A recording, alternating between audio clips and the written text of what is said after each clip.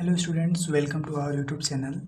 Previous lecture में हम लोगों ने बात किया था मैक्सिमम मॉडुलस थ्योरम के बारे में और हमने उसका होल प्रूफ देखा था। अब हम उसके कुछ एग्जांपल्स करेंगे जो कि एग्ज़ाम में पूछे जाते हैं। छोटे छोटे एग्जांपल्स हैं और आसानी से समझ में आएंगे, तो वीडियो को पूरा देखिए। चलिए देखिए, बोलता है कि find the maximum value of modulus f z is equals to e to power z in the close disc mod z minus a is lesser equal to r. यह जो चीज़ दिया हुआ है इसका हमारे क्वेश्चन में बहुत ही इंपॉर्टेंट रोल प्ले होगा और इस वाले का भी हमारे क्वेश्चन में इंपॉर्टेंट रोल प्ले होगा। हम यहाँ से भी देखेंगे और यहाँ से भी, दोनों जगह को हम कंबाइन करके ही हम अपने क्वेश्चन को सॉल्व कर सकते हैं। ठीक है, तो कुछ स्टेटमेंट्स हैं जो कि एग्ज़ाम में लिखना होता है, क्योंकि एग्ज़ाम में आप जानते हैं कि स्टेप बाय स्टेप नंबर मिलते हैं।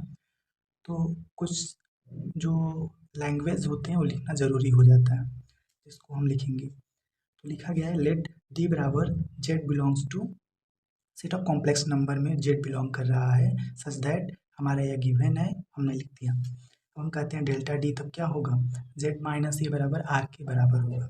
हम कहेंगे कि सिंस डी क्लोज्ड है, बाउंडेड है, क्योंकि यह इस इंटरवल में लाइक कर रहा है ऑफ सी का, देयरफॉर क्लियरली है कि जो डी बार होगा, डी क्लोजर जो होगा वो डी यूनियन डेल्टा डी के बराबर होगा।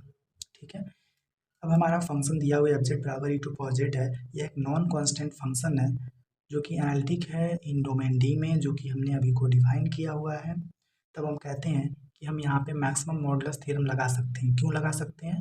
क्योंकि हमारा फंक्शन जो दिया हुआ है वो नॉन कांस्टेंट है, बाउंडेड है, क्लोज्ड है। हमने प्रीवियस लेक्चर में भी इम्पोर्टेंट रूप से बताया था कि हमारा जो फंक्शन होना चाहिए वो कांस्टेंट होना चाहिए, बाउंडेड होना चाहिए और एनालिटिक होना चाहिए दिए हुए रीजन में, तभी हम मैक्सिमम मॉडुलस थ्योरम को यूज कर सकते हैं वहाँ पे। तो हमारा ये तीनों कंडीशन आ गया है, होल्ड कर रहा है फंक्शन, तो हम यहाँ पे मैक्सिमम मॉडुलस थ्योरम का यूज़ कर सकते हैं। तो हम कहते हैं कि अगर हम maximum of z belongs to D mod f z की वैल्यू निकालें, तब हमें मिलेगा maximum of z belongs to delta D mod f Z.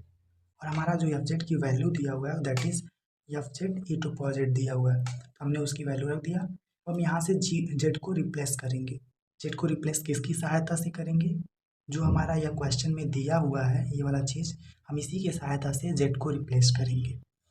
देखिए क्वेश्चन में दिया हुआ z minus a mod z minus a less are equal to r, लेकिन जब हम डेल्टा डी में चले जा रहे हैं, इस डोमेन में जब हम जा रहे हैं, तो हमारा जो मॉड जेड माइनस ए है वो बराबर आर के हो जा रहा है, लेस आर इक्वल टू के बजाय बराबर आर हो जा रहा है।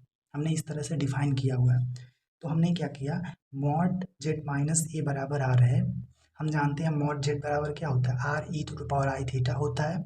हम उस कंडीशन को यूज करके यहाँ पे लिख सकते हैं जेड माइनस ए बराबर r e to the power i theta. और चूंकि ए को अगर हम इधर पक्षांतर कर दें तो हमें ये चीज़ मिल जाएगा 0 to 2 पाई वाले इंटरवल में। ठीक है, अब हम क्या करेंगे, यहीं से जेड को हम यहाँ पे रिप्लेस कर देंगे।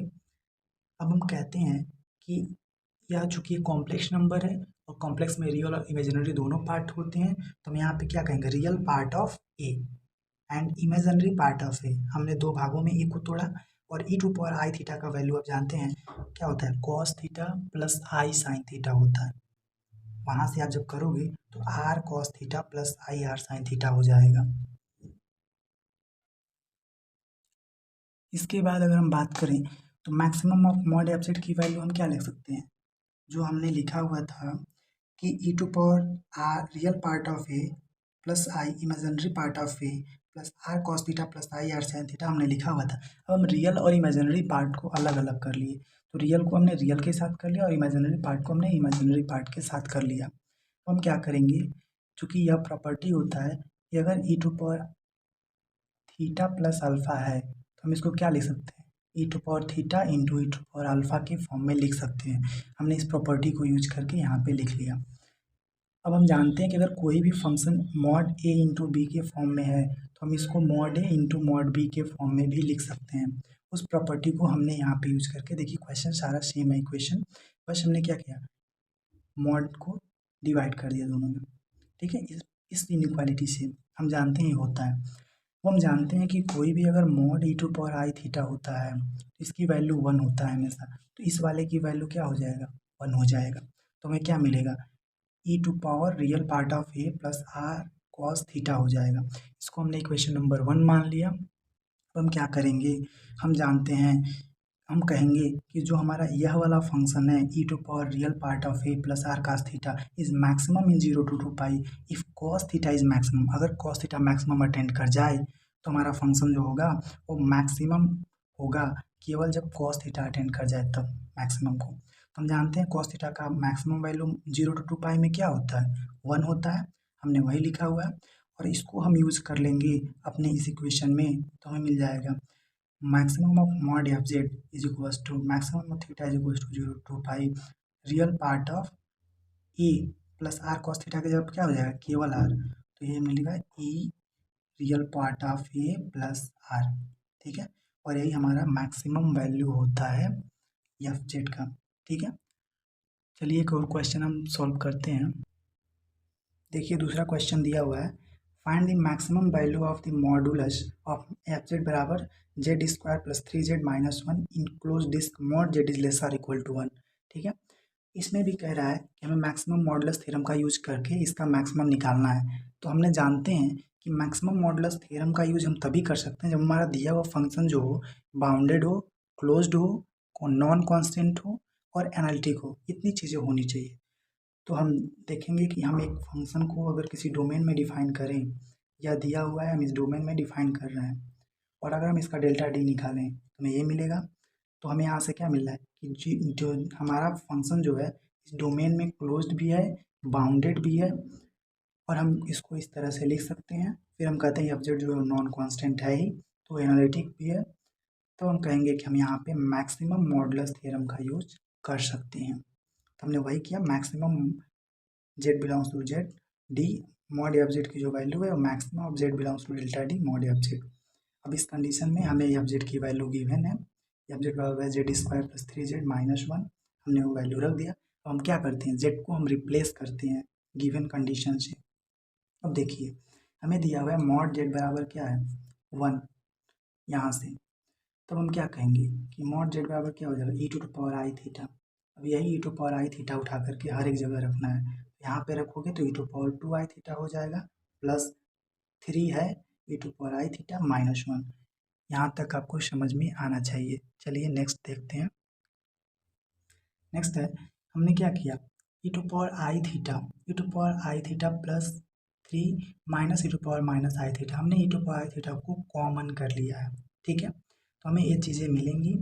अब हम क्या करते हैं, हम जानते हैं जो हमने प्रीवियस में अभी को हमने यूज़ किया जो इनइक्वालिटी इनटू वाला, वही हम इनइक्वालिटी यहाँ पे यूज कर देते हैं। अब हम जानते हैं e to power i theta के जो मॉड में होता है वैल्यू वो 1 होता है, तो हमने उसको यूज कर लिया। अब हम क्या करेंगे, इस अंदर वाले को हम सॉल्व करेंगे। तो हम अगर e to power i theta minus e to power i theta को हम सॉल्व करें तो हम जानते हैं e to power i theta को क्या होता है cos theta plus i sine theta minus cos theta plus i sine theta.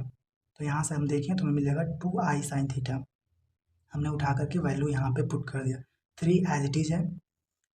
अगर हम अब हम क्या करेंगे, मॉड की वैल्यू निकालेंगे। मॉड की वैल्यू हम क्या जानते हैं, होता है mod x plus i y बराबर रूट में x square plus y square, यही होता है।